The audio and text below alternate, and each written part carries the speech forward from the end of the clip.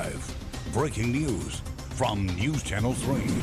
Good morning. Thanks for joining us, everybody. It's 2 o'clock now on a Friday morning. We are monitoring the rain situation, and we've got some pretty good news, it sounds like, coming from our chief meteorologist, Alan Rose. Yeah, Alan, we've been sitting here looking at some of the rain amounts compared to the coast to the ridge tops, if you will, and you're seeing some interesting numbers, aren't you? Yeah, huge discrepancies. In fact, let me back up and show you these rainfall totals.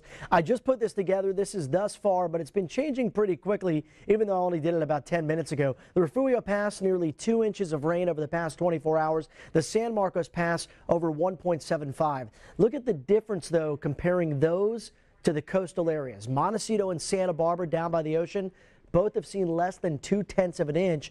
And you remember that graphic I showed earlier on the newscast where I talked about that southerly flow and how the air hits the mountains and is forced to go up and over, and it causes more rain at the higher elevation. So this is as expected, maybe not to this level, and I think this is all going to move to the east. Now, not sure that it's going to keep the same intensity, but there's definitely the potential that we could see rainfall rates in excess of 1/2 inch per hour. In fact, the San Marcos Pass last hour did show the rainfall rate at 0.6 of an inch. Here's the good news, I think, though.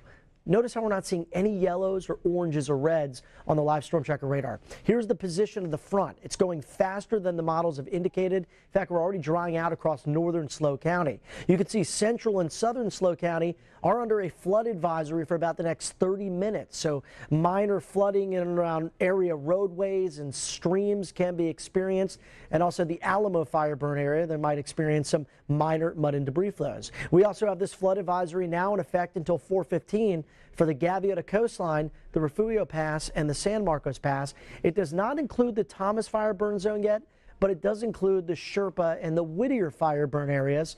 And again, in these areas, you might see some of those higher rainfall rates at times as most of this moisture continues to stream in from the west. Now, we haven't seen much over the past couple of hours in Santa Barbara, but it looks like things are starting to moisten up in the lower levels. So while it has been raining in the mountains, we're now getting some of that rain moving towards Isla Vista, Santa Barbara, and Montecito. I showed you at the last hour, even the darker greens indicate rainfall rates around 1/10 of an inch per hour. So far, I would say so good, but sometimes the live storm tracker can't really necessarily differentiate between what's happening high up and what's happening down at the surface. So it might be 1/10 of an inch down by the coast, might be up to 1/4 of an inch with that green up high. Now, I do think the Futurecast has been running a little bit over ambitious with this prefrontal stuff, and I think it's running slow. It's showing the front at 2:30 back west of Lompoc, when in fact right now it's about here. So keep that in mind, as by 4 o'clock it shows the front right about over Santa Barbara. I think by then it's going to be east of us, and behind